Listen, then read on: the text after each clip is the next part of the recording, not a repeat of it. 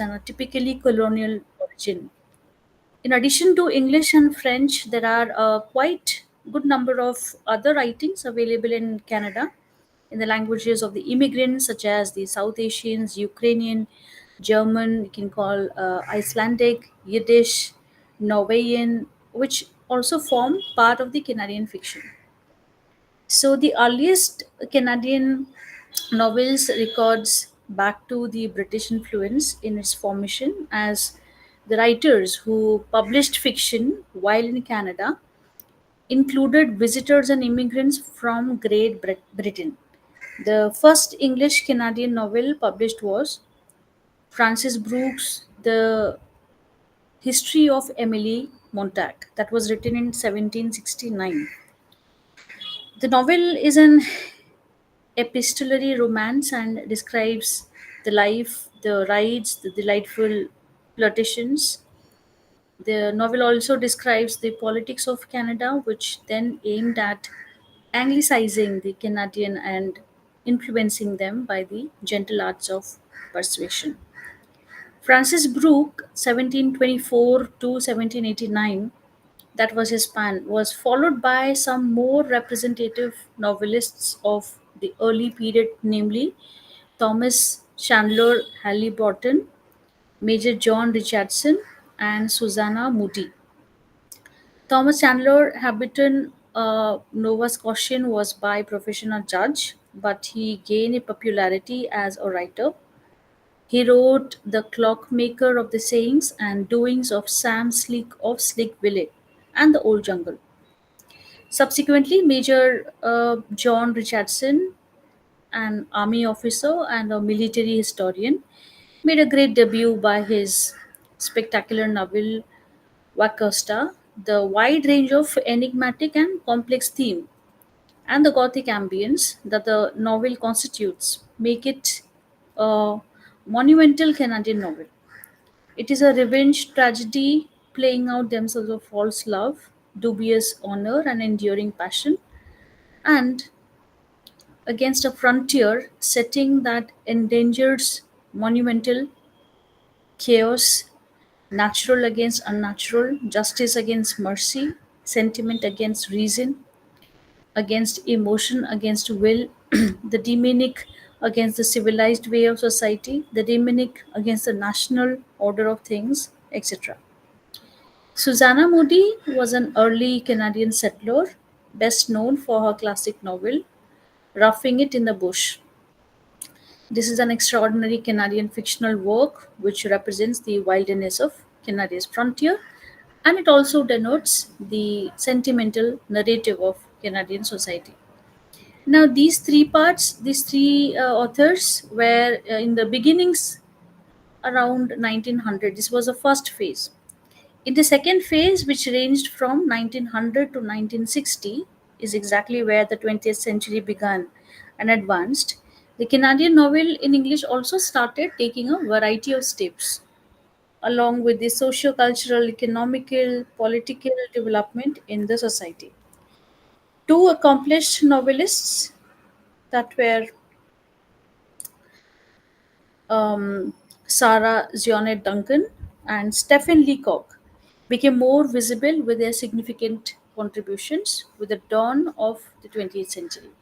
Sarah Janet Duncan was one of the foremost Canadian novelists who made a substantial contribution to Canadian English fiction by her novels, The Imperialists, The Burnt Offering, and The Simple Adventures of a Mem Sahib.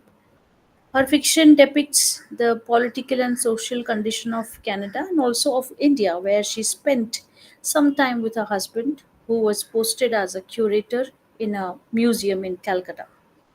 The Imperialist is an important fictional work that makes a candid statement about a proposed federation of the British Empire in Canada. The Burnt Offering, on the other hand, is the first novel from a Canadian writer that shows India on the brink of nationhood. The Simple Adventures of a Mem Sahib is indeed an interesting novel that describes Duncan's stay and experiences in India. We next come to Stephen Leacock, who remains one of the most prolific, finest, and widely celebrated novelists of this period. Of his many works of fiction, two novels, Sunshine Sketches of a Little Town and Nonsense novels, are well known. Sunshine Sketches is often valued for its narrative that scintillates with fun, idyllic, and ironic descriptions. The large corpus of English Canadian novels that appeared during this period dealt with the themes of social and political concerns, regionalism and national identity, feminist issues, and native Indian concerns. At that period of time, regionalism was a dominant theme for the setting in the West Canada. Laura Goodman Salverson's The Viking's Heart, 1923, it was written. Martha Tenso's Wild Geese, written in 1921. Frederick Philip Grove's Over the Prairie Tales, written in 1922. Settlers of the Marsh, written in 1925. Sinclair's Ross, As for Me and My House, 1941, are some really good fictional works focusing on the regional aspirations and local colors. As for Me and My House is ranked among the best Canadian novels on many counts. It depicts the social reality of grain elevators, railway tracks of an isolated prairie town, but more convincingly, the novel brings to the fore some sensitive issues arising from the oppressive effects of the depression of that period. Frederick Phillips Grove's Settlers of Marsh is also known for depicting psychological realism of the characters who are described at the farms located on the northern Manitoba landscape. Grove provides evocative details to the regional Canadian reality. The Mountain and the Valley, written in 1961 by Ernest Buckler, is described as a tour de force of regionalism. The novel is admired for depicting an excellent fusion of the regional reality with the region of imagination. Set against the thematic background of regionalism are two other accomplished novelists of the period, Morley Callahan and Hugh MacLennan, who moved on to the themes of affirmations and understanding. Molly Callahan wrote Such Is My Beloved, 1934, and More Joy in Heaven, 1969. Hugh MacLellan became popular by his best known novels, Barometer Rising, 1969, and Two Solitudes, 1959. Molly Callahan has a great sense of aspect of love and grace, charity, redemption, ultimately leading the concerned characters to the realization of the importance of faith and affirmation in human life. Hugh MacLellan became more known for his novel Two Solitudes, in which he noted the fragmentation of Canada into Anglophone and Francophone. He presented a vision of the unification of the two parts, which he termed as two solitudes, on account of the exclusionary tendencies at work in each. The novel underscored the possibility and the need for the voices in time also that attracted a great deal of critical attention in the 80s after its publication. The novel could be criticized on account of its overt didacticism. It might appear to some of as the summation of values MacLennan cherishes and wants to hold forth in his work. But the novel indisputably remains an important landmark in pinpointing the afflicting contemporary society and the direction which the crisis ridden society needs to take. We then move to the recent Canadian novel that is from 1960 onwards.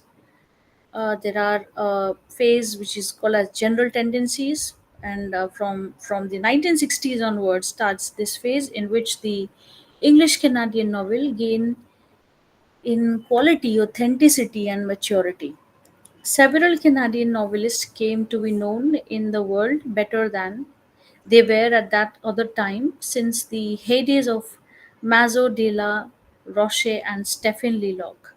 The novelists who acquired fame in this period included both white Canadian and diasporic writers.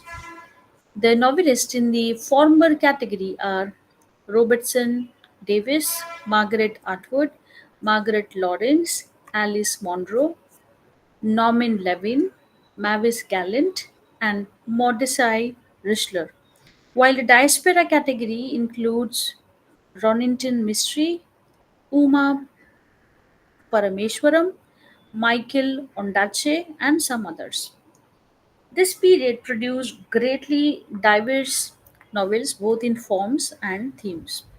The range and sensibility of the themes and competence in craftsmanship of these novels could favorably compared with fiction produced in any other part of the world. Robertson Davis published his first three novels in 1950s, but he earned renowned accomplishment as a novelist and serious thinker only when his later works were published. He introduced into the novel writing the elements of comic vision and satire. But in the later works, like Fifth Witness, The Malincour, and The World of Wonders, he added psychological and religious dimension as well. Making use of the psychology of C.J. Jung, Davis argued in later novels, which belong to a set of uh, characters who realize that it is essential for them to recognize and come to terms with their side, which forms part of the totality of self. Davis becomes scholarly and didactic. The manner of telling in these novels is magisterial and can be characterized as elegant, informed, and entertaining. Margaret Lawrence is another major figure in the history of Canadian fiction who has written impressive stories, travel writings, which enjoy a unique place among the galaxy of modern Canadian novelists. Her well known novels, which were acclaimed as literary masterpieces, include The Stone Angel, A Jest of God, The Fire Dwellers, and The Diviners. The range of thematic engagements in her fiction span her extended experience in Africa, the search for spiritual freedom, the exploration of human identity, and feminist revisions. She shares the feminist concerns with Margaret Atwood, and therefore we find that her Stone Angel, like Atwood's Surfacing, intersect on the point of monotheism of the Judeo Christian tradition and the non ritualistic aspect of Protestantism, which women find problematic. Lawrence's early works are located in the Canadian prairies, which is a region represented as both harsh and beautiful. These writings show the steady growth and maturation of her way of seeing things. A jest of God ostensibly has a political surface, but underneath this novel makes a powerful political statement. The Fire Dwellers marks the beginning of Lawrence's exploration from a distinctly female, motto-suggestive feminist perspective of language and of the reality and fictions of human identity and the female body. The Fire Dwellers projects Lawrence as a forerunner in feminist concern with the revision of language, reality, and fiction. The female heroine is given the position of subjecthood and agency, two major demands of feminists. Likewise, Alice Munro, who is found to be an enigmatic writer by the critics, she writes in a lucid and uncluttered style, as writer, she exercises complete control over the narrative, voice, and situation. She effortlessly evokes mood and succeeds in manipulating response. It could be said of Monroe's style that it does not contain stylistic surprises. It is simply competence raised to virtuosity. Writing has a sense of deja vu because her past, her worlds of girls and women are made available to us not through confession or revelation but as experience shared in recollection. This quality of heightened realism, which is a characteristic mark of her narratives, is actually a kind of perceptual realism. The major themes she takes up in her writing are of growing up, of the friction between personal integrity as a woman and repressive femininity, of innocence lost and self attained, of the shattering impact of passing time and of time reclaimed through memory. A style of heightened realism, which is exact, direct, haunting, is the means by which she makes the truth so concretely self evident that Monroe was highly influenced by the writers of American South, and this influence is responsible for her sense of kingship between the American South and rural southwestern Ontario. Actually, her literary form was also influenced by them and is a manifest in her short collection, Lives of Girls and Women. This collection has been described as one of Monroe's fabulous writing, wide ranging variety of open forms, organized books of prose fiction made of autonomous units. These autonomous units take on extra resonance and sign significance when combined with other relative units. Lives of Girls and Women chooses to emphasize a single character. The stories in the volume are presented from the first person point of view. The unity of this collection is achieved from Monroe's focusing on the single consciousness of Del Jordan, Lives of Girls and Women, which could be called a self portrait of a young woman as a young artist in rural southwestern Ontario.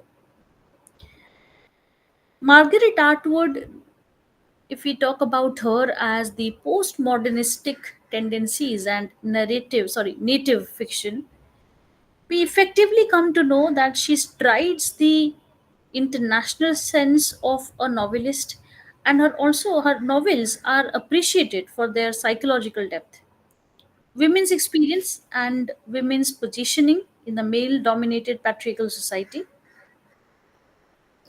the question of Canadian identity, and complexities of living in the fast changing modern world, which is marked by confusion and even to a certain extent loss of human values, which she thinks are essential for sustaining a dignified and a meaningful existence. So, on this sentence, I would like to know what are your views? I'll read the line for you again. The complexities of living in the fast changing modern world, which is marked by confusion and even to a certain extent loss of human values, which she thinks are essential for sustaining a dignified and meaningful existence. What are your views to it?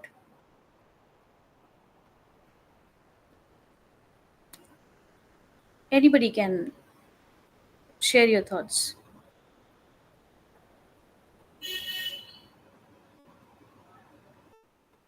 What are your ideas regarding the concerned line which talks about Margaret Atwood, who thinks that the extent loss of human values are essential for sustaining a dignified and meaningful existence? Would you like to give some ideas to that? What are your thoughts about it? Anyone? Or else you can also type down in the chat section.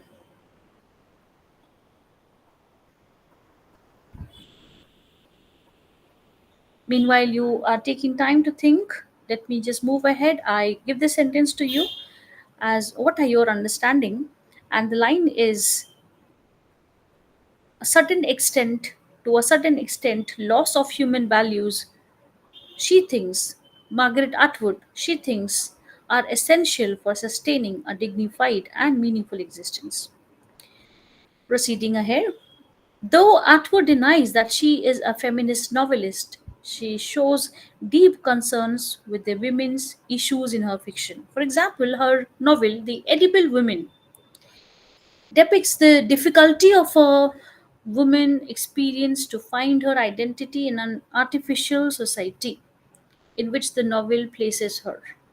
Of course, the excellence of the novel lies in problematizing the question of identity for both men and women. However, the focus largely remains on the heroine, Marian McAlpine, her confusion, and her inability to commit to the various roles career woman, submissive fiance, competent nurse.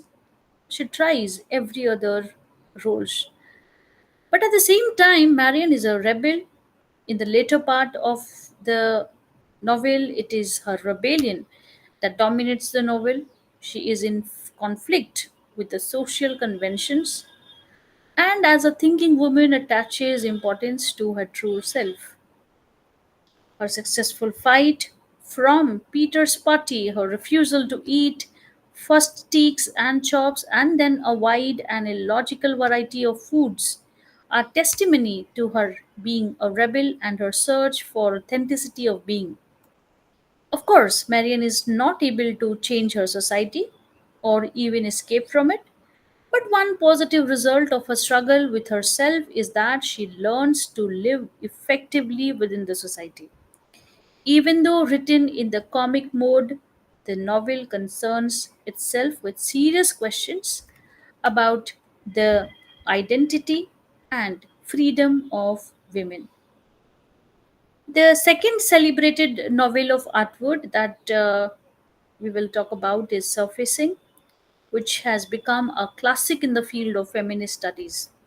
Highly symbolic, with extensive use of imagery from different areas of existence, dealing with contemporaneously relevant issues, more prominently with the women question. The novel attracted worldwide attention and praise from critics and lay reading public, beginning with the unnamed heroine, her betrayal by her lover, her decision to give birth to a child to atone for the earlier abortion at the behest of her love, and her eventual rebellion against the sham of society make this unnamed heroic and representative of all those women who are constantly inferiorized and are deprived of choices that are making them whole or authentic. The final break of the protagonist from the society and her rejection of the oppressive patriarchal structures like love, marriages, and language make her truly heroic and a role model for other victimized women. Moving ahead, we now focus on the general lines of development. Before 1960, the tendency to conflict identity with place with noticeably there. In that part, Sinclair's Rest, As for Me and My House, was important from that point of view. In 1959, The Apprenticeship of Duddy Kravitz by Richler appeared. In 1970, a psychological romance, Poe in the form of Robertson Davis' Fifth Business. From the point of view of experimentation, Watson's The Double Hook was important. Much more recently, we have had Carol Shields' Stone Days. Works by writers who are expatriates to Canada from other countries are also important. Joy Kawawa's Obasan, Rohitson Mysteries, Such a Long Journey, M.G. Vasanji's Gunny Sack, all belong to this category. So does the work of Michael Ondaatje. Now we will quickly sum up Unit 9. There was a beginning of the concern with the location and identity. Then there was during the modernist phase, which was followed by the postmodernic writing. Native fiction is also getting its due these days, as and so is fiction by expatriates writers. Important questions which you can think about from this unit are particularly what concerns dominate Canadian fiction in the period up to 1900, and the contribution of the important novelists Margaret Laurence and Margaret Atwood to Canadian fiction. We end with Unit 9, and I got to see some answer written by Simran. So we, in some situations, have to lose our human values to some extent in order to be relevant and to remain a dignified member of the society. This helps us in being a credible person. Simran, I really appreciate that you took efforts to write it down, but I would also want to ask you for an example so that you can justify your statement. Meanwhile, I'll also read Rabia's answer. Values depict our way of thinking about the scenario, how we judge the situation. If we have ethics, we try to use it in a better moral. Wonderful. I really like Simran and Rabia's answer, but I would really appreciate if you can attach some of the examples to it. So, how do you think? How can you justify that? So, your examples will always help you prove your point of view. If possible, you can please note down an example, or you can also use your mic. Meanwhile, I'll start with Unit 10. We just completed Unit 9. We will start with Unit 10, and all of you are welcome to drop your examples in the chat box, or you can use your mic. Moving now to Unit 10, we will talk about Margaret Atwood, life and works.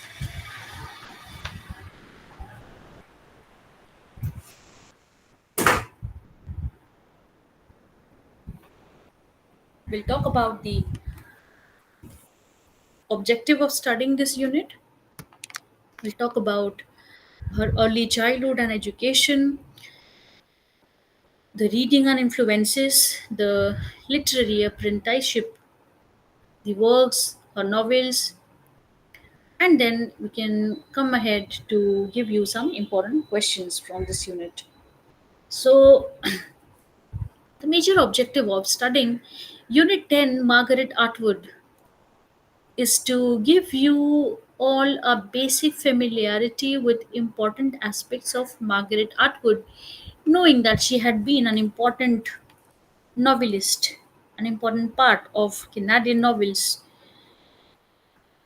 and her works are important because they reflect more of human identity and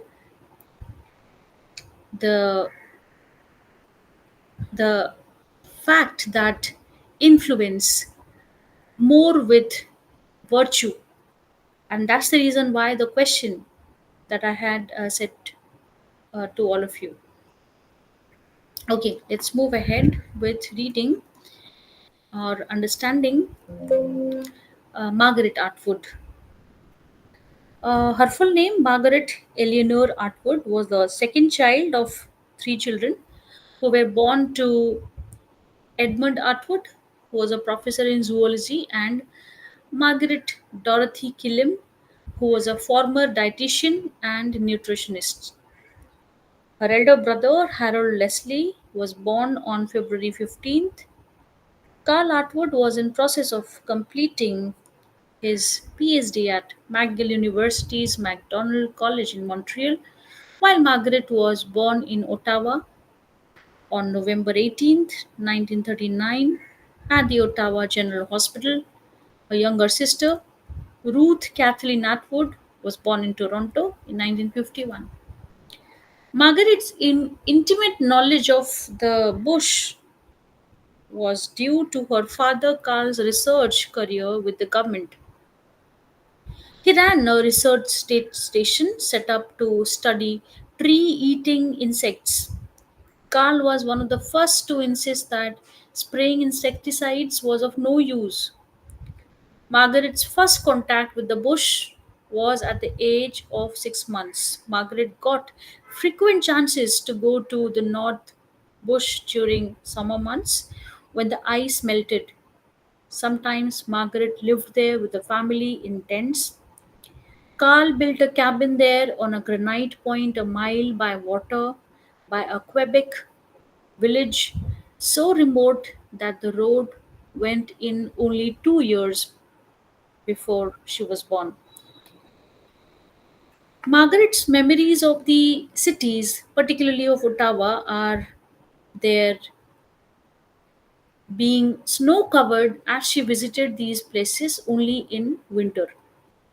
Margaret's schooling remained piecemeal on account of growing up in and out of the bush, traveling between Ottawa and Toronto. She did not attend a full year of school until she was in grade 8.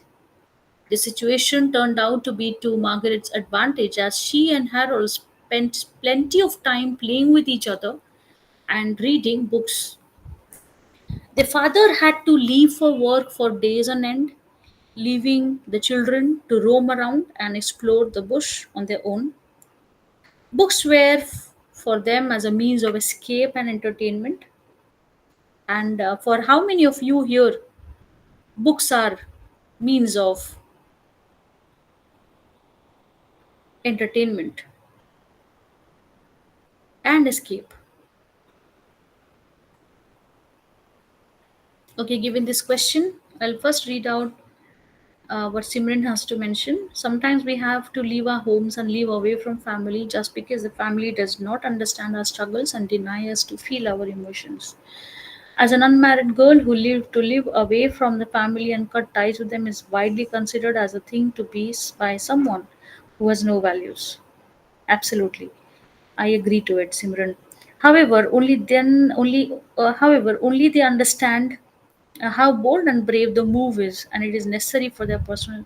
Absolutely, Simran. I cannot agree more to what you have just mentioned, and this is a beautiful example, a real life example that you have just mentioned about. Okay, let's read Rabia's example. In a meeting when there is a conflict, the boss will try to overcome the situation by not using his power but through his values by giving the opponent a chance to put forward his explanation and not just addressing him wrong as everyone should have a chance to put their views in front. Absolutely, Ramya. The beauty of this particular discussion currently is, Simran, you are giving an example from the personal life. I mean, a person's personal life, and Rabia is giving an example of a person's professional life. And um, this is what we are meant to be, to maintain a personal and a professional life, and all these two examples suffice exactly uh, the statement that you have mentioned. So beautiful, both of you, Simran and Rabia. Now, coming to my question here, how many of you read books as a means of escape and entertainment, or both?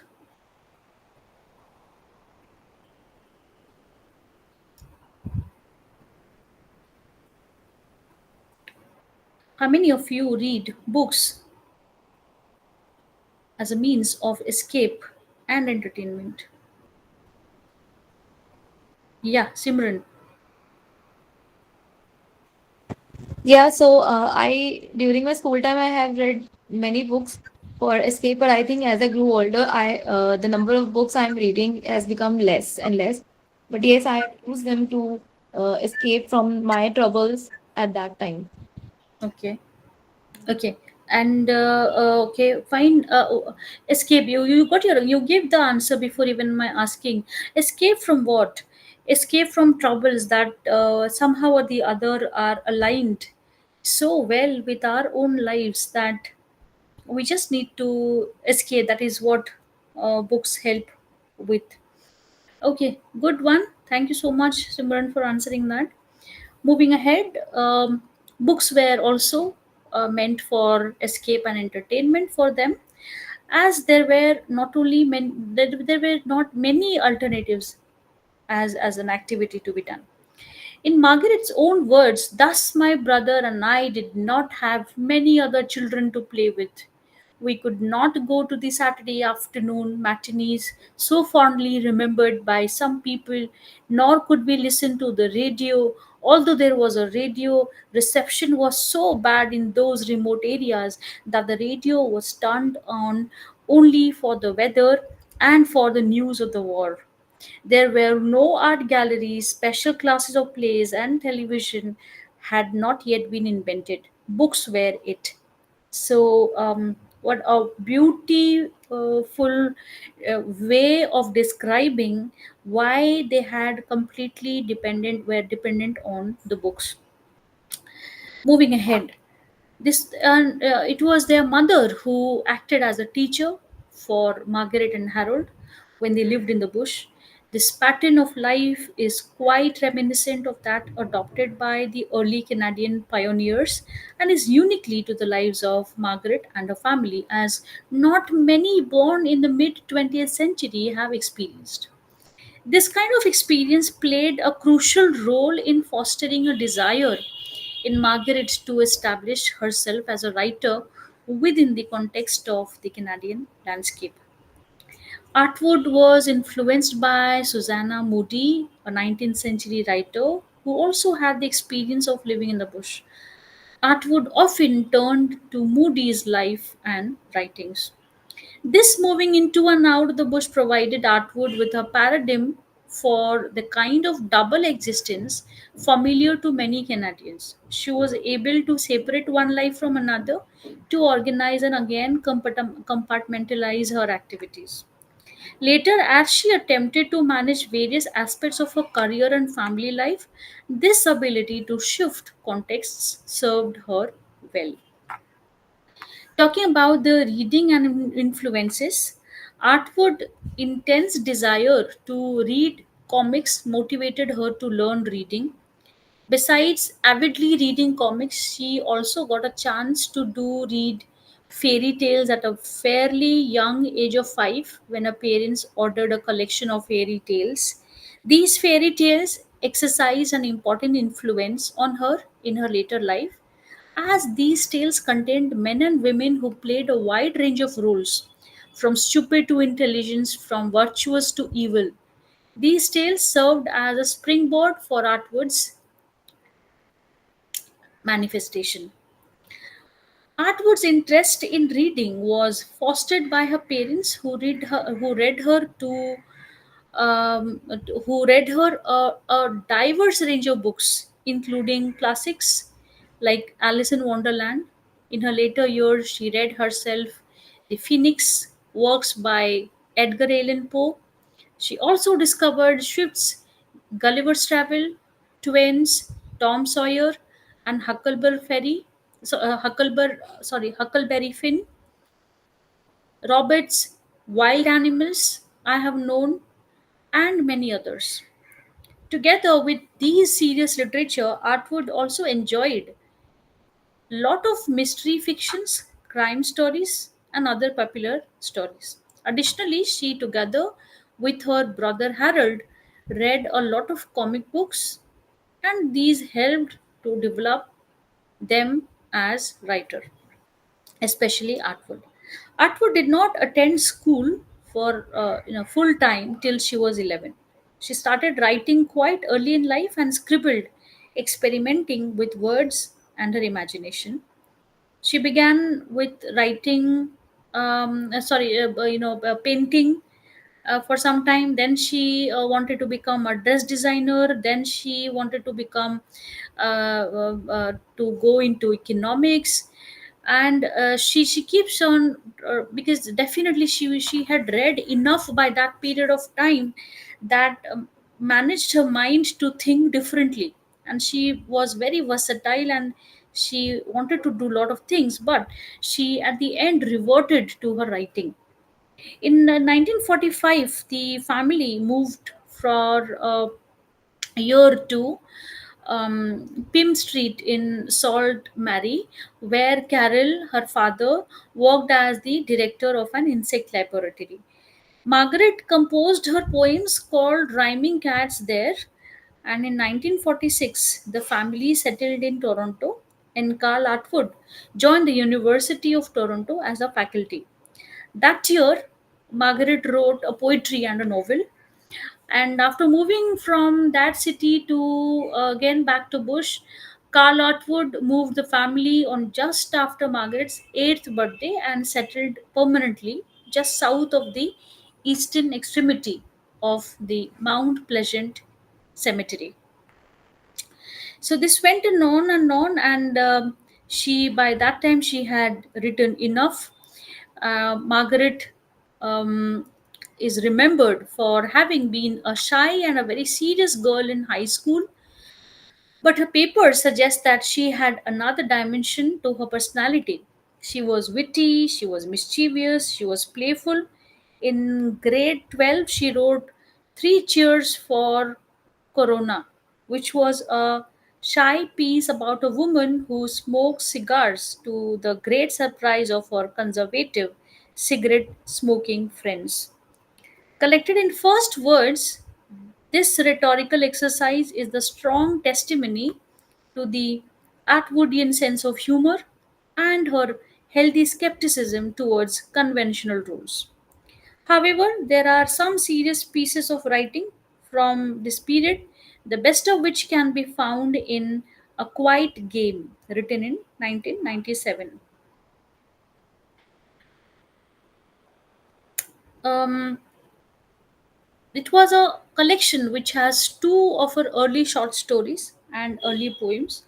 All three introduce some of the central themes which appeared in her mature work, which contains the rage and overpowering sadness lingering just under the surface of calm demeanor of the average 1950s Toronto resident. Another example of her early writing is the poem Representative, which was written around 1956 and published in her collection First Words. The poem enacts the tension which is described in it, the tension arising from the desire to escape the crippling grasp of inertia through its use of a tightly controlled rhyme scheme and the repetition of sounds. For example, down, dark, swearage of men. For one small spark, potential, silent, still, and sad. And phrases like lack the power to use the power in the poem. When Atwood began her first attempts at writing seriously, she was influenced by Poe and Shelley. She had read Poe, Edgar Allan Poe, well before high school, and she remembers the horror she felt at the encounter. This experience disturbed her in a way that fairy tales had not, possibly because Poe is obsessive about detail and sets out to horrify. She had nightmares about decaying or being buried alive, but this did not stop her from reading on. During this period, Atwood produced petty, bleak prose, which she later described as grit fitted, as she herself described it later. D.H. Lawrence exercised a significant influence on her writing. Her piece, First North American Rights Only, suggests hopefulness and a certain ambition. One story, a cliche for January, describes the pain of a mother when her daughter gets pregnant and is compelled to marry. Another story, the English lesson, is about a middle aged English teacher, Miss Murdoch, The story has a grimness which is reminiscent of D.H. Lawrence. Margaret family played an important role in the formation of her mature thinking and in imbibing certain positive values of life. She grew to be an intelligent and well read young woman who was prepared to meet the challenges of life. That Atwood was able to bear the pressures of life was the result of the firm footing her family had given her. She therefore committed herself to the hard work and dedication involved, and through the rest of her life, she stuck to that commitment. Now, on this part, I would like to ask all of you, uh, can you also talk about some of the important values that you carry? Can you also talk about some of the important values that you carry?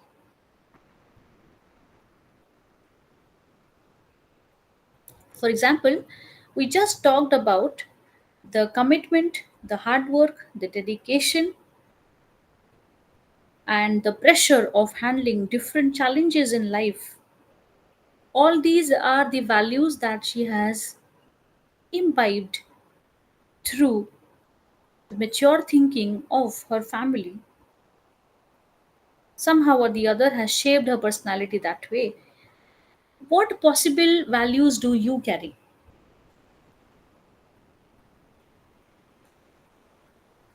You may as well please note down in the chat section any specific values that you carry. Meanwhile, now all these values that she has inculcated, all of this could be attributed to the type of moral environment in which she was raised. Her family taught her the value of hard work and made her appreciate individuals who could take independent decisions, who could take responsibilities of their own actions. That is where we know that strength of character is built, and she has received as a gift from her family. Okay, so yeah, you may please note down the values, the list of values that you carry. Moving ahead to the works that Margaret Atwood has written, mostly the novels. Her earliest work reflect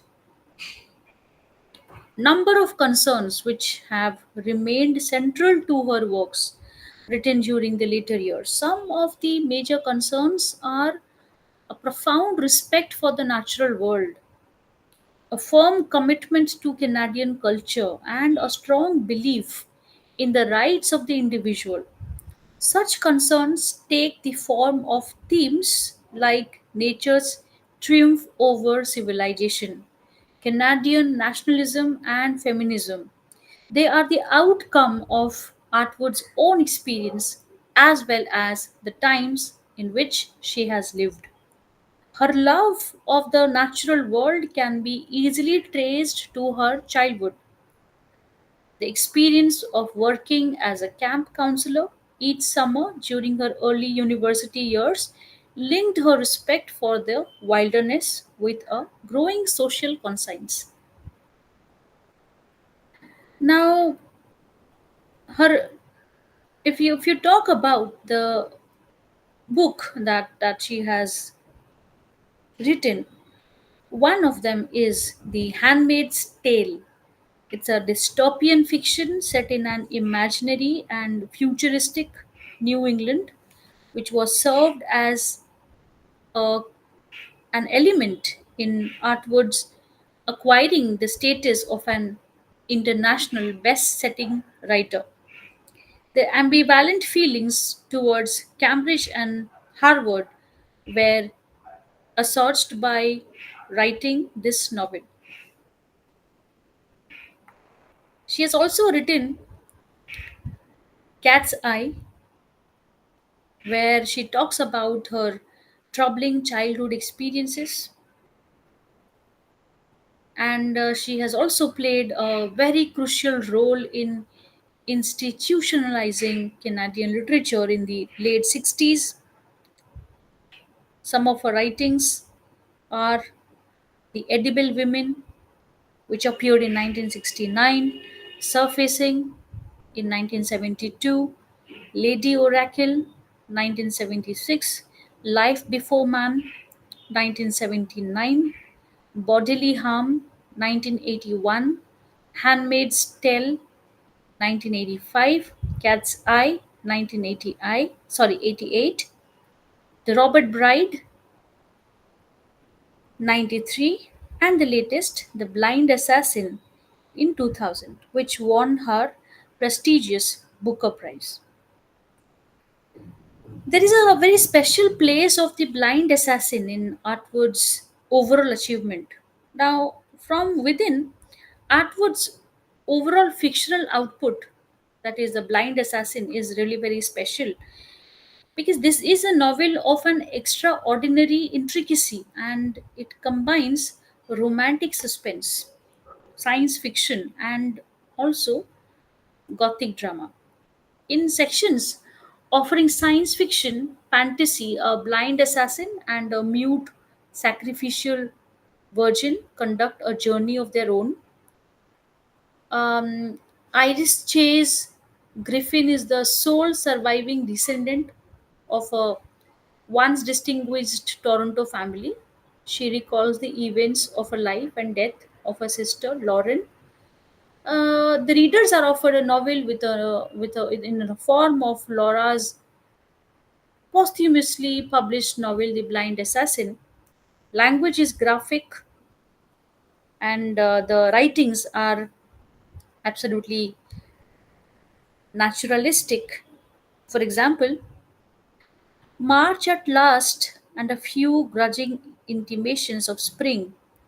The trees are still bare, the buds still hard, cocooned but in places where the sun hits their melt down.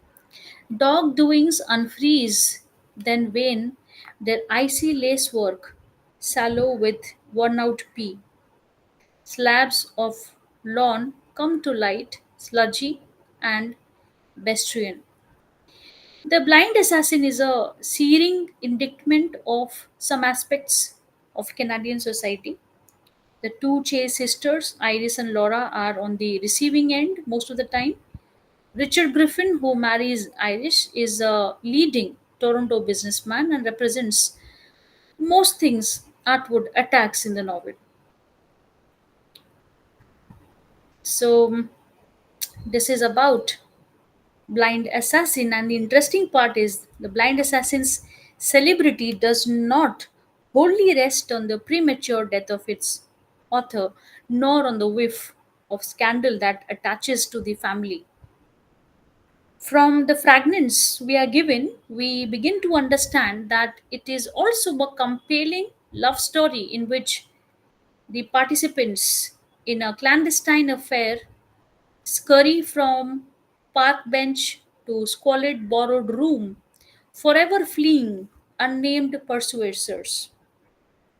She is a prisoner of some kind of a domestic regime while he is under threat of imminent arrest following a botched strike action.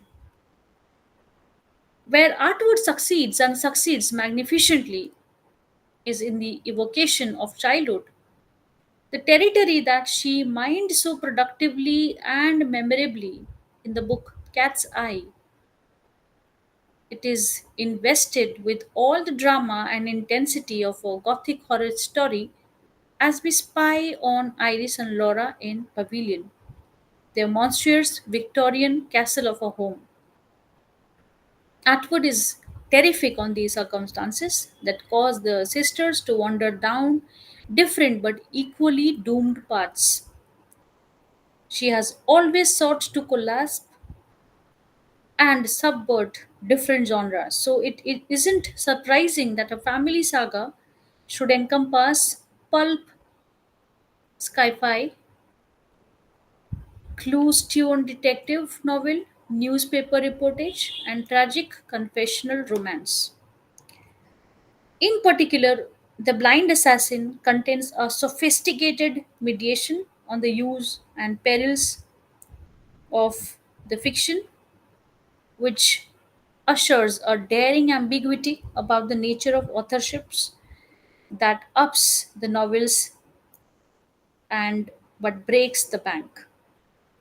Blind Assassin is a tremendous novel in which romantic story, gothic drama, and fantasy all merge in a heady mixture handled with consummate intricacy and artistry touch.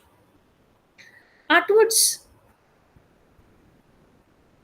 Atwood is a modernist in her demonic diction and conversational idiom. Discontinuity is at the core of the utterance. You get jagged sentences.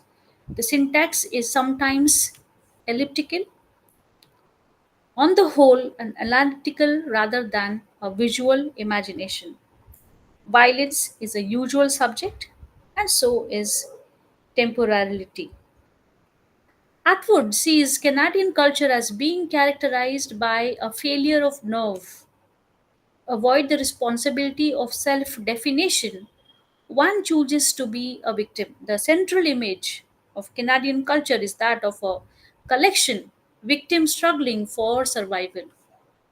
Hostile natures, environment, and the colonial past contribute to such a predicament. Important questions for this unit. Is there a connection between Artswood reading and the general orientation of her novels? And how would you comment on Atwood's overall artistic achievement? So we take a break of 5 minutes. We have completed 2 units. We still have two more units to go, 11 and 12, unit 11 and 12. We take a break of 5 minutes. We meet exactly at 5:12. It's now 5:07. We meet at 5:12. Please take a break.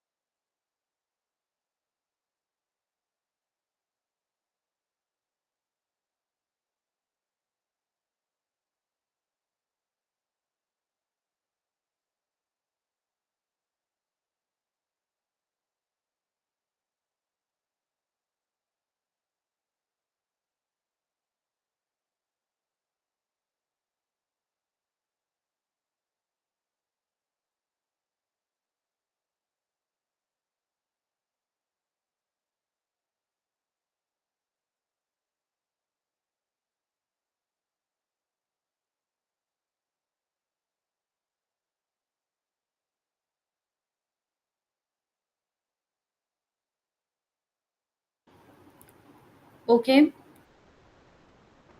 so resuming from here, before the break, we could complete Unit 9, Unit 10. Now we proceed with Unit 11. And meanwhile, I'll just read the answer that Simran has written. The question was, what values do you carry? And Simran has beautifully mentioned about being resilient. To me, it means no matter what the situation is, coming out of it with a smiling face and to never give up. Very few people really have this kind of a value system, which makes them really strong from within and bouncing back from uh, the failure, so called, and never giving up. Beautiful, Simran. I appreciate it. Let's move to the next one. This is Unit 11. Here we talk about detailed analysis of the novel Surfacing. It is again written by Margaret Atwood. Okay, we talk about the theme, structure, we talk about the narrative technique, analysis, characterization, summing up, and then finally some important questions. Uh, uh, in 1972, it was the most significant year in the career of Margaret Atwood when she published the book Surfacing, her successful novel Surfacing, and also a Survival. That was also one of the successful novels that she has published. Her first critical work, which made a mark. Now, it is noteworthy that Survival illuminates the novel as far as the thematic thrusts of the novel are concerned.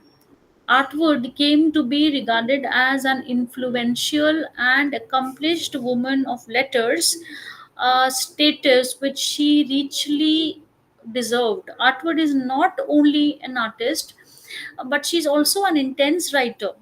Because if you remembered, even if having so much of things to do in her mind, she wanted to be a dress designer, she wanted to be into economics, but then she again reverts to writing. So she was an intense writer. Writing was in her blood. Most of her novels and other works are marked by concerns which relate to the oppressed and the marginalized. Her morality does not remain confined to human beings, but extends to the flora and fauna of Canada. As one can witness her anxiety about the degradation in the environment and her sensitivity to living creatures in the interior of Canadian landscape. Atwood wrote her Edible Woman before she penned Surfacing, and the latter novel was followed by Bodily Harm. But Surfacing, like the other two, has a woman protagonist who is burdened, or you can call who is shackled by the modes of the 20th century, consumerism, insensitivity, and exploitative nature, but who eventually succeeds in getting her release from such an oppressive context. It requires a lot of strength and courage. The price of the release is heavy because she experiences a psychic breakdown. Of course, you're fighting with an unimaginative, unnatural context. Of course, it will have a tremendous mm, impact on the psyche. So she had a psychic breakdown and a disintegration of her society. But what is more important is that she is able to launch on her quest for her true self. This is so important. Your true self, which is an authentic autonomous self, unfettered by patriarchal, sexist, and hypocritical norms. Many women around us till this date are in the quest for true self, who are experiencing terrible fights to seek authenticity, autonomous self, and which is untouched by the patriarchal, sexist, or the hypocritical norms that even Atwood has penned down in her book Surfacing, definitely an interesting book. Surfacing been considered as a novel of rite the passage, a novel of initiation into maturity, and has been placed within the tradition of initiation and metamorphosis. The heroine's quest for her true self is framed in a satirical portrait of society. Surfacing has a special significance in the context of Atwood's life and work. One witness in this novel biographical influences on Atwood, her childhood in the Canadian Northland, an entomologist father, graduate study of Gothicism. Atwood's um, surfacing. Uh, it is richly textured novel. It includes in its ambit diverse themes and issues. Now, what we are going to discuss is about feminism, it's about environmentalism, it's about anti Americanism, the question of Canadian identity, civilization versus primitivism, and Indian elements also to some extent. Atwood builds into surfacing certain silences which attempts to gloss over the exploitative excesses from over the native Canadians who have come to be called rather the First Nations. In fact, the novel enacts the guilt of the Anglophones who blithely sweep under the carpet what needles their conscience. For example, in the novel, David acknowledges the exploitation of blacks at the hands of Americans and recognizes the black slaves' unpaid labor as a source of American wealth. Look at the irony of this. He, however, does not acknowledge the exploitation of native peoples and resources as a root of the Canadian economy. David's erasure of a prior native presence also required a deliberate forgetting.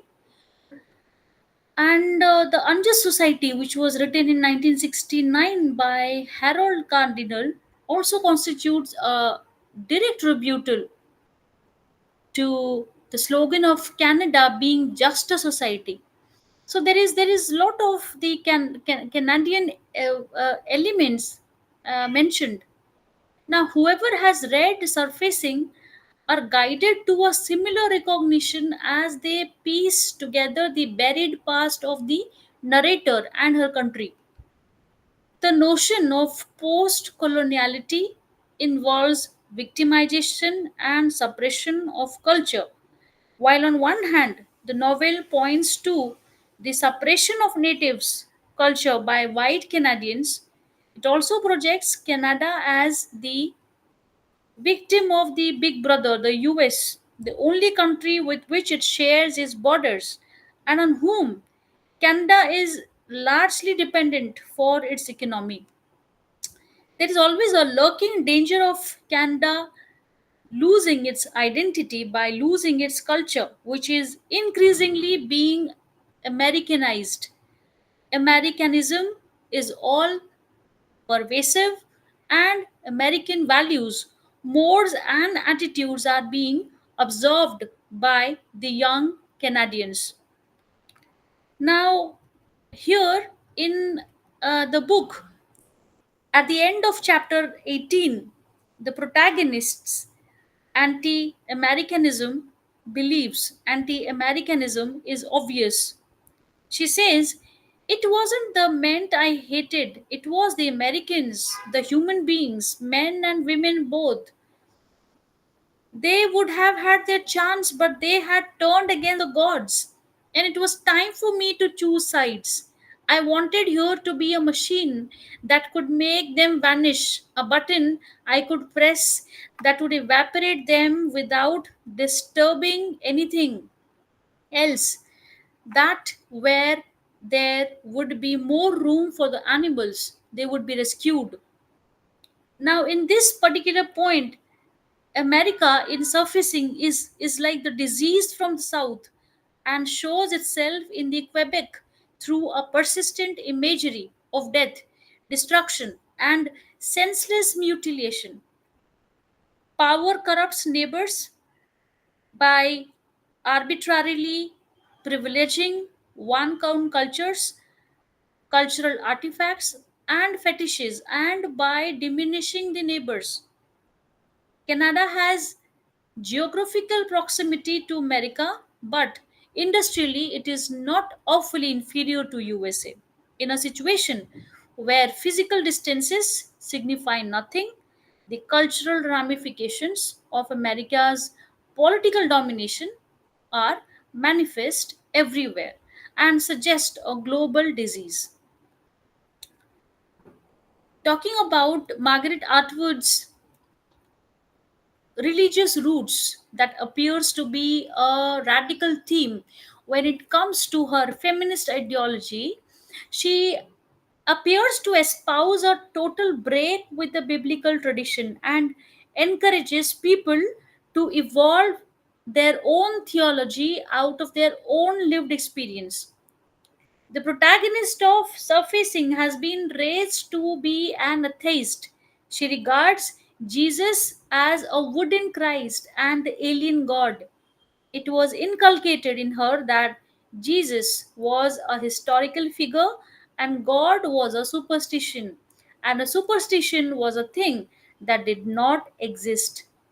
However, though the Atwood narrator must discover her own personal religious value system, it is not that traditional religion has become non viable because it empowers the male. It becomes non viable because it has lost its truly religious power altogether. Therefore, we notice that the background sections of Surfacing focus not only on the atheistic nature of the narrator's upbringing, but also on the decadence of rituals and symbols, which become a marker of weakening of religion. Atwood links the narrator's problem of identity crisis to the age of enlightenment.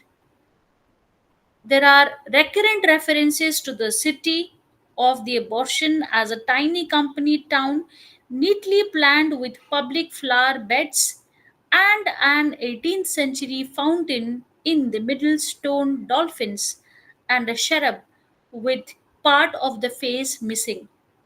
Atwood's point is that the roots of the narrator's identity crisis go back not to the Bible but rather to the 18th century rationalist attack on traditional, religious, and related concepts of man, nature, and society. To Atwood, therefore, it is the feminine which is allied to the irrational, so also is pre Enlightenment religion. Talking about the structure of the novel Surfacing, it has been divided into three parts, and each part delineates the narrator's search for her father and for her own real self. The novel dramatically has a balanced structure in its tripartite division. Part 1 basically consists of the characters and the physical background and the setting, which is in motion, the groundwork for the action of the novel. The problem of the disappearance of narrator's father causes a rising action as she searches for clues which could lead to his whereabouts. It portrays the intense experience of the narrator, which has the impact of the immediacy. This immediacy of the experience is communicated through the use of present tense. However, the narrator alternates between the present and the past, and the change of this tense from present to the past is also noticeable. Now, if you talk about part 2, it consists of mm, a part where the narrator reflects on her disintegration, which is experienced in the bodily fragmentation. She begins to feel that she has been cut into two halves, that her head has been severed from her body. She comes to realize that she has been living in the head, which is in the wrong half. The confrontation with the dead body of her father brings her back to reality. In this part, the narrator makes three significant discoveries. She sees the dead body of her father, the crippling truth of abortion dawns on her with full force, and her need to keep diving into water so that she can surface. Talking about part 3, the novel describes the narrator's return. Uh, a new realization comes to the heroine. She believes that reality has to be faced and it is not possible to go on living in the cocoon of the past. So she moves into the present, nourished and prepared to take on life with all its vicissitudes and live life on her own terms. She has learned that withdrawal is neither possible nor desirable.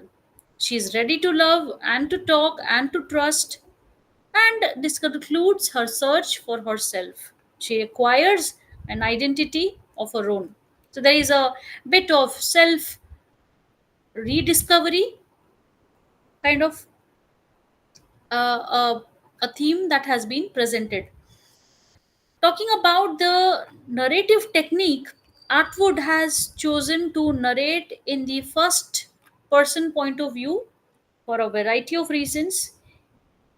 Probably this will facilitate a greater identification of the reader on account of its being informal and conversational.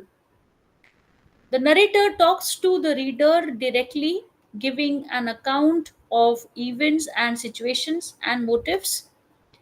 Diaries and autobiographies written in the first person have a conversational tone and have a ring of authenticity. Surfacing, the novel has um, a discern on Atwood's experience. The language that Atwood employs gives the impression of being cool, impersonal, and precise. The kind of language that is used indicates the personality traits of the narrator, which Atwood presents through the language, um, like a cool approach towards life, and that she is unable to feel.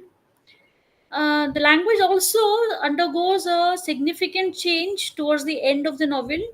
The narrator undergoes a visionary experience, and there is a correspondence to the style of writing, clearly, and she cleverly avoids to use of period and instead tries the readers to use space instead to try and communicate what cannot be spoken.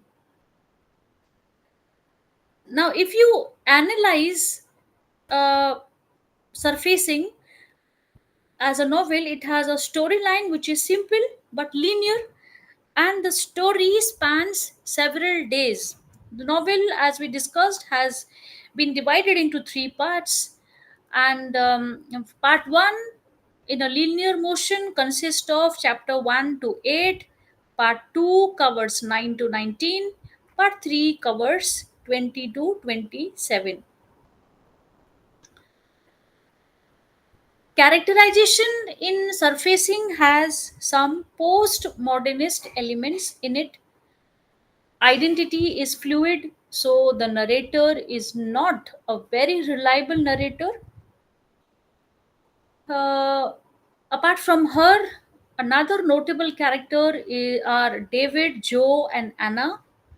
Of these, David alone is allowed fuller treatment. In Joe's case, some of the aspects of his personality start clearing up only towards the end, and Anna is shown as a weak character.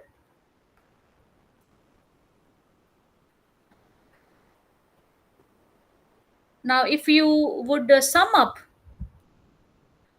the entire unit of the book Surfacing, it's more about identity, It's more about relationships, it's more about environmentalism, structurally divided into three parts, describing decent exploration and return to self.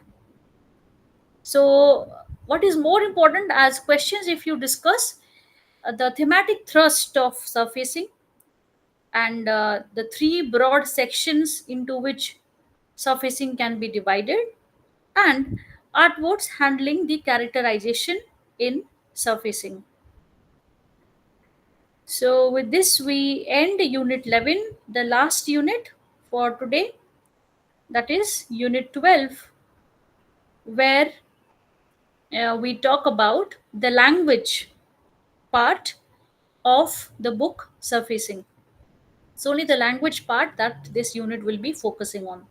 Accordingly, um, there are imagery, there is symbolism, and there are some important points that this novel has raised through its language.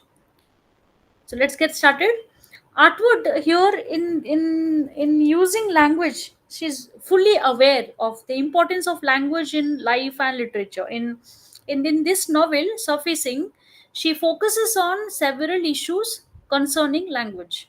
Now, these are the process of acquiring language, the power that language commands, and the gap between language and reality. The use of language to mask or deform reality is also an important part. Now, Atwood is also conscious of the importance of language, that she believes that no human being can survive without it. She understands that language helps preserve mutual interdependence of self and the world. Not only this, she is simultaneously aware of the fact that language does not contain expressions of all the ideas, and that there can be occasions when language may end up communicating nothing. To be like, for example, deaf and dumb would be easier. This is what is a line that Atwood mentions. Atwood is a consummate poet, and therefore she uses language in a poetic way, even when she is writing prose narratives, including fiction. The poetic language often lends to her prose a lyrical quality which one generally finds in poetry, that is, copious use of imagery and symbolism. Now, at the grammatical level, Atwood's prose contains a mixture of sentences, both lengthy and very short sentences consisting of just one word. The very short sentences are usually generally for conversations which most of the time are about unserious topics. For example, don't. For example, no. For example, any news? For example, now what? So, long sentences are used for articulating complex ideas and experiences of the narrator. Thus, the complexity of the sentences mirrors the complexity of the thoughts of the narrator. Atwood does not use many connectives in the language to symbolize the inability of the narrator to relate and connect. However, the novelist makes copious use of connectiveness while describing physical reality. Let's move ahead to discuss the imagery.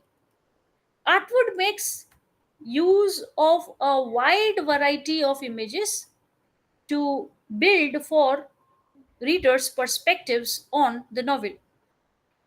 These images reinforce the fact of her being a poet who incorporates the poetic elements in her novel and makes it absorbing and imaginative, and communicate her ideas in a more effective manner.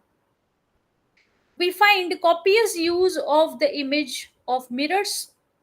Mirrors function in the novel as the agents of the division of self. At the same time, they distort reality. For example, if you would want to quote Atwood's own poem, Tricks with Mirrors, it is not a trick either, it is a craft. Mirrors are crafty. Now, one example of the image of mirrors is found in Anna's use of mirrors. She leads a false and artificial life. To remind you, Anna is one of the character in the book. The narrator perceives Anna's soul as trapped in her compact mirror, just as her body is trapped by the celluloid image created through the camera. Anna, therefore, not surprisingly, is a seamed and folded imitation of the magazine picture that is itself an imitation of a woman who is also an imitation, the original nowhere. Now, the protagonist has always been keen to release the trapped beings. Therefore, she feels sorry for Anna's soul, which is closed in the gold compact.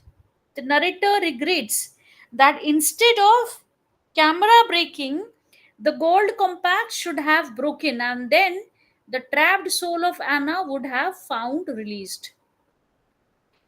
In this book, the protagonist realizes that the mirrors alienate us from our real selves and therefore decides one must stop being in the mirror.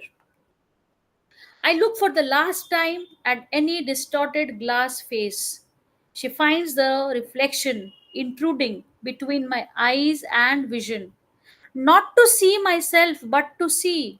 I reverse the mirror, so it's towards the wall. It no longer traps me. The narrator here has been making efforts to heal the split in her and is attempting to attain her real whole self. Therefore, she cannot stand a trick done with mirrors, the trick of distorting the splitting reality. Once she has come to the stage of accepting both the halves, head and heart, that is, feelings and emotions, she just cannot afford being in the mirror, and her rejection of mirror helps her in shedding the wrong form that encases her. Now, the readers would find the images of dividing and splitting interspersed in the novel. Let's talk about the following line from the novel. I had allowed myself to be cut into two, women sawn apart in a wooden crate. Now, this image of dividing and splitting are, however, closely related to the parts of the body. The neck divides the head and the body. The narrator's statement on this aspect is relevant here. I'm not against the body or the head either, only the neck, which creates the illusion that they are separate. Because of the split in herself, she notices the split cedar, split beans, that watershed which divides the lake, dividing water for fishing and dividing the fish. When she views the sky through the window, she finds the sky divided too. Talking about the sky, she says, sky visible through the window, divided by the window squares, and then by interlacing branches, leaves overlapping leaves.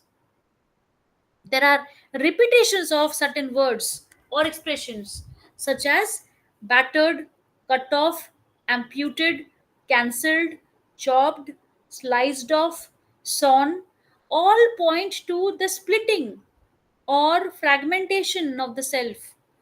The genesis of the feeling in the protagonist that she became a split identity in the abortion she underwent. The feeling of emptiness took hold of her because the baby who was part of her was ripped from her.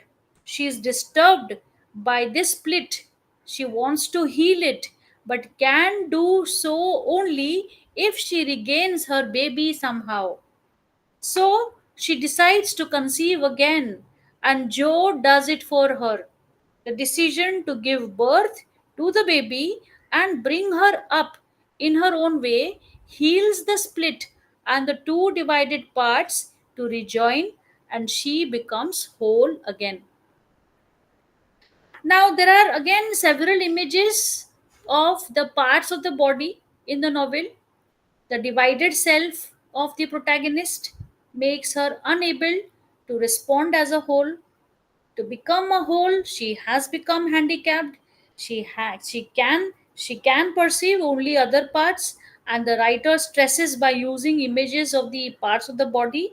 For example, she thinks of herself as just a head or as a severed thumb, reconfirming her belief that she is fragmented. Not only does she look at herself as fragmented parts, but she perceives Joe too in terms of parts of his body. She not notices her hands and then categorizes them as peasant hands. The hand then becomes for her only a palm, which she finds to be broad, and still later fingers, which are short. She focuses on her feet, which are lean, and sees that his toes have the deprived look of potatoes sprouted in the bog. The narrator continues with the description of different parts of the body: his heavy teeth, thick shoulders, unexpectedly slight hips, hands roughened, leathery because of the handling of clay. And here the narrator also talks about the perception she carries for Joe, not as a whole body but as parts, persisting even in a very intense moment of love in its physical aspect. She says, "My hand touched his arm, hand touched arm." The narrator talks of her body also as segregated parts. For example, arms without hands, the cut off pieces of early martyrs, the toes of saints, the severed breasts, the genitals detached like kitchen appliances. Especially noteworthy is the image of a cherub with part of the face missing. Then there are several images of war interspersed in the novel. Now, why we have so many images of war? Because it was in the period, or the central location of the novel surfacing was during post Second World War.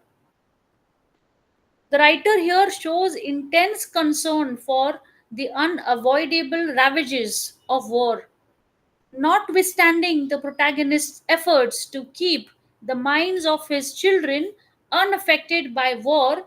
The minds of young children were impacted by the war.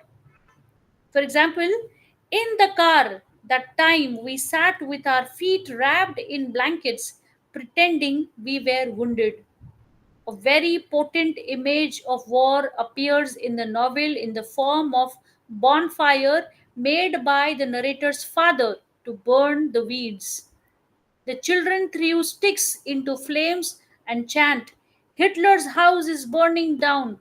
Also, the protagonist recalls having played war games in her childhood. These are all images of war that has been mentioned throughout the novel.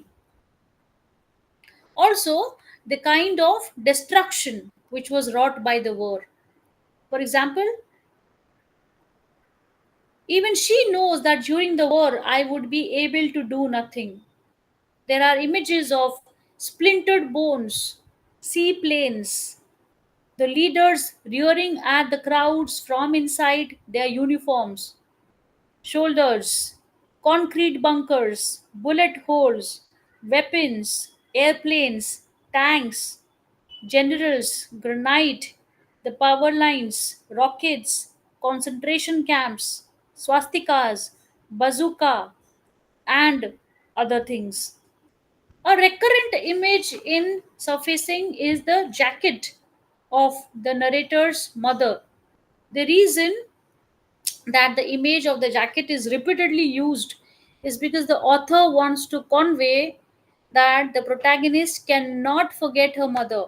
In fact, the image of the mother and that of the jacket becomes inseparable. Her mother is dead and the loss is irreparable.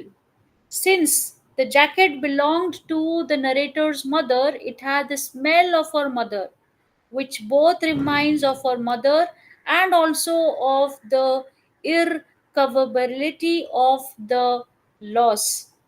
When the narrator finds Anna wearing this jacket, she finds that the head attached to the jacket is incongruous. Also, a crucial difference is foregrounded by the fact that while the protagonist's mother used to keep sunflower seeds in the pockets of the jacket, all that Anna fills her jacket pocket with are empty metal aspirin container and an ancient filter from one of Anna's cigarettes.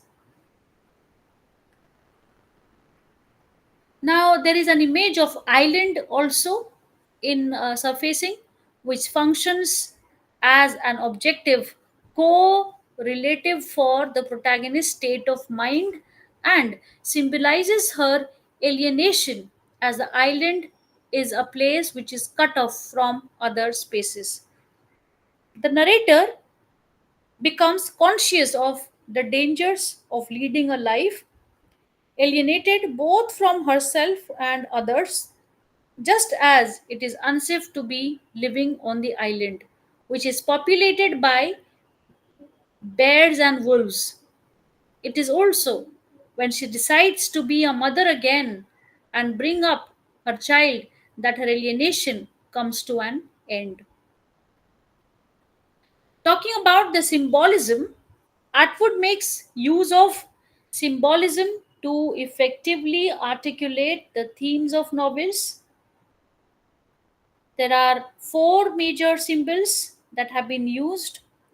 Two are conventional, drawing their power from traditional associations, and two are private, which become progressively important in the course of the novel.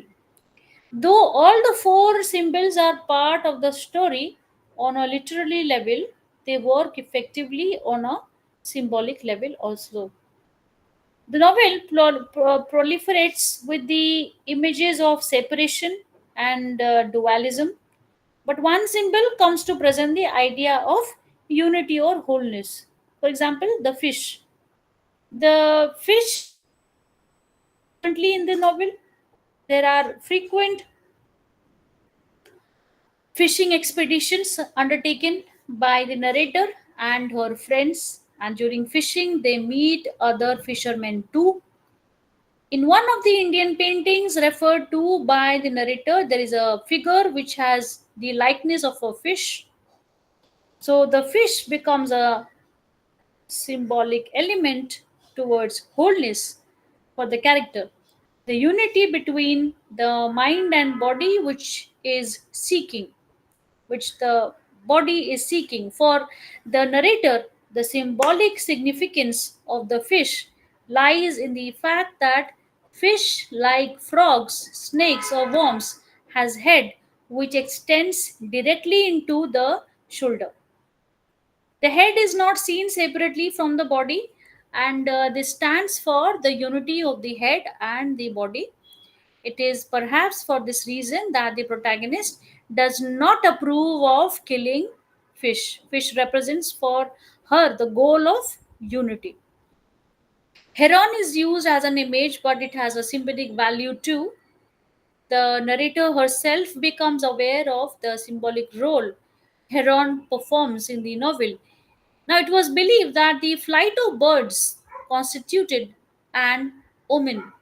In folklore, also, the heron is associated with the symbolic value of an omen. In the novel Surfacing, the herons acquired this predictive role. On two occasions, the narrator sees herons flying overhead, which is followed by her traumatic dive in the water, the discovery of the mangled body of a heron by the narrator, the symbolic significance of heron serving as an omen increases. Natural aspects too are made to serve as symbols. For example, water and air, they serve a powerful symbol. Air is associated with consciousness and reason, and water is representative of the conscious of feeling, conscious or feeling. Through these traditional associations, the writer supports and foregrounds the narrator's psychological quest into herself. There is a split in the narrator in these two areas. She continues to deny the abortion she had, and according to psychoanalysis, the repressed ideas travel from the conscious part of the mind into the unconscious. There are metaphors and symbols that keep enhancing the impact of the novel till the end. It is The book is built upon a compass of metaphors. For example, an aborted fetus, a dead frog, a drowning brother, a lost father, all of them associated with the young woman's mind. She has a climatic discrete into water, which amounts to a descent into her subconsciousness.